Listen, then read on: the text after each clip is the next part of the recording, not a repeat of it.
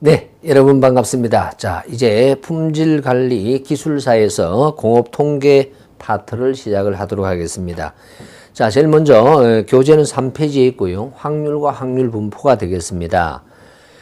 물론 확률과 확률 분포에 대한 내용이 이제 깊숙하게 들어갈 수도 있고요. 아주 얕은 방법으로 나올 수도 있겠습니다. 우리 기술사 문제에서는. 그러나 근본적으로 이 확률과 확률 분포에서 내용이 어떠한 내용이다라는 숲을 잡으실 필요가 있다라는 말씀을 드리고요. 자, 먼저 데이터의 기초 정리가 나옵니다. 우리가 일반적으로 데이터다라는 것은 왜 나오는가를 먼저 생각해 보죠. 데이터는 숫자입니다. 숫자. 수가 왜 나오냐? 우리 제품이 좋다 나쁘다를 판정하기 위해서는 그냥 우리 제품이 아주 좋아요, 매우 좋아요, 아주 나빠요, 매우 나빠요 이렇게 했을 때는 해결이 되지 아니하죠. 그래서 숫자가 필요하게 됩니다.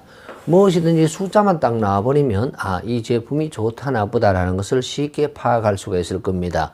예를 들어서 부적합품률이 얼마이다 라고 이야기하면 제품이 좋네요, 나쁘네요 라는 것을 알 수가 있는 거하고 마찬가지로 우리 제품의 강도는 어느 정도예요, 수명은 얼마예요, 이렇게 바로 계량화 시킬 수도 있습니다. 여하튼 숫자로 나와버리면 우리는 해결이 될 것이다 라고 이야기를 하겠습니다.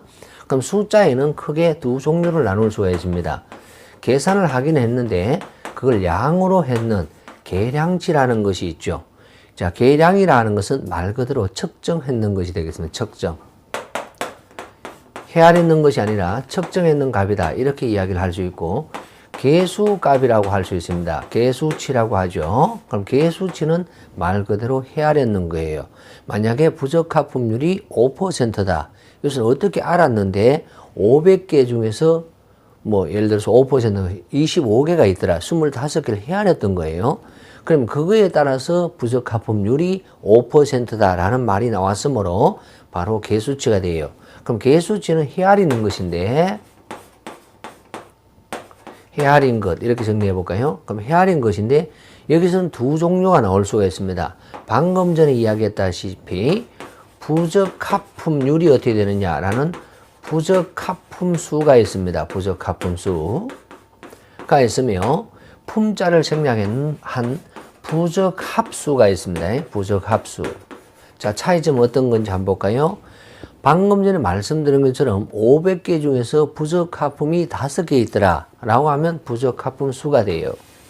그런데 그런 것이 아니라 우리 회사에 어떤 철판을 만들어내는데 이 철판에 부적합한 부분이 가로 세로 3m, 7m가 있는데 여기 부적합한 부분이 5군데 있더라 이런 식으로 부적합수라고 표현을 할 수가 있습니다.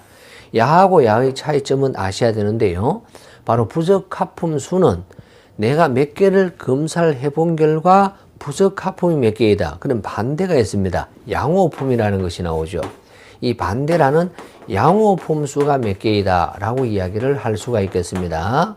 이렇게 되면 반대가 있는 경우는 부적합품 수가 되지만은 흠 또는 결점 이런 것이 피놀수 일반적으로 이야기하는데 이 칠판에서 흠이 5군데가 있어요. 그럼 흠이 아닌 곳은 몇 군데가 있습니까? 해결 불가능합니다. 그렇죠? 예, 그런 것처럼 반대가 없어요. 야는 반대가 없는 경우는 우리는 부적합수라고 정의를 하게 되는데, 이것을 다른 말로 표현을 한다 그러면 앞서 이야기한 방금 전에 이야기한 것처럼 결점수 또는 흠의 수, 우리 공장의 사고 건수, 지금 말씀드린 이 모든 내용들은 어떻습니까?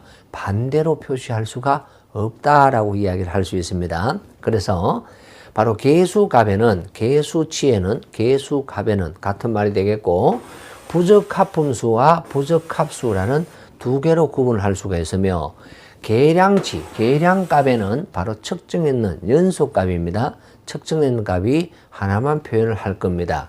그럼 여기에서 사용하는 바로 확률을 구할 수 있을 것이고 분포가 나오게 되는데, 그럼 여기서는 어떤 분포가 활용이 될까요?